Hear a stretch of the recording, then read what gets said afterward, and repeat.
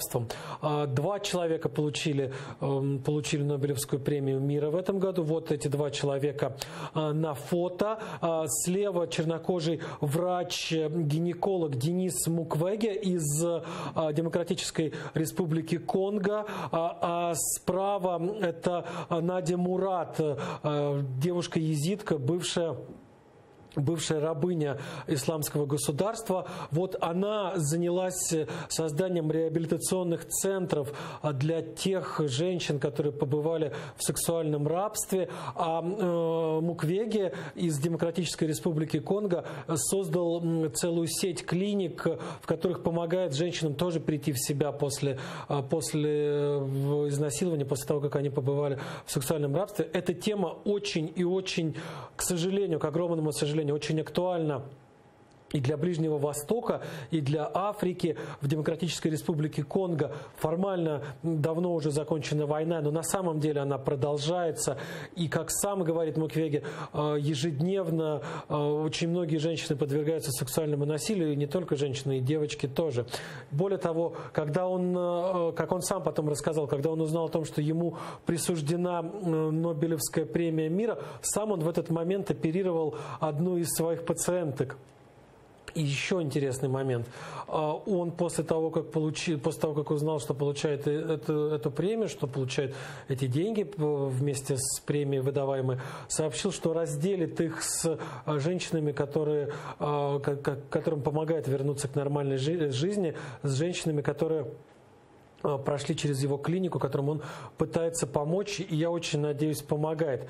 Надя Мурат тоже занимается очень важным делом по той простой причине, что внезапно на Ближнем Востоке, в Ираке очень многие женщины оказались в сексуальном плену у так называемого исламского государства. В большинстве своем это женщины-езидки, женщины, которые принадлежат к вот этому этнонациональному меньшинству езидов, сторонники, последователи так называемого ИГИЛ считают их дьяволопоклонниками, людьми, у которых нет никаких прав, и вот, соответственно, они считают, что они могут распоряжаться этими людьми как вещами. Мужчин езидов, они вот тогда, когда на пике своего могущества, когда захватывали в плен, их казнили на месте, женщины, детей продавали в рабство, женщины, естественно, в первую очередь продавали в рабство сексуальное. Какое-то время назад я побывал в очередной раз в Ираке и встретился с одной из таких женщин, которая была в такого рода сексуальном рабстве. Я предлагаю послушать короткий ее рассказ о ее, собственно, судьбе. Меня поставили на площади с сыном на руках. У нас на головах были прикреплены ценники. Вокруг стояли такие же женщины с бумажками на головах. Мимо ходили люди и рассматривали нас. Меня с сыном, ему тогда было всего несколько месяцев, купил один боевик, не из Сирии и не из этих мест, из Иордании. Мы уехали с ним, жили в Сирии, потом оказались в Ираке, недалеко от Мосула. Я не буду рассказывать про то, что было в рабстве. Мне очень стыдно. Надеюсь, мой муж простит меня за все, когда вернется. Вот таким женщинам помогает Надя Мурат. Она, кстати, еще и посол доброй воли ООН, всячески пытается привлечь внимание к этой проблеме.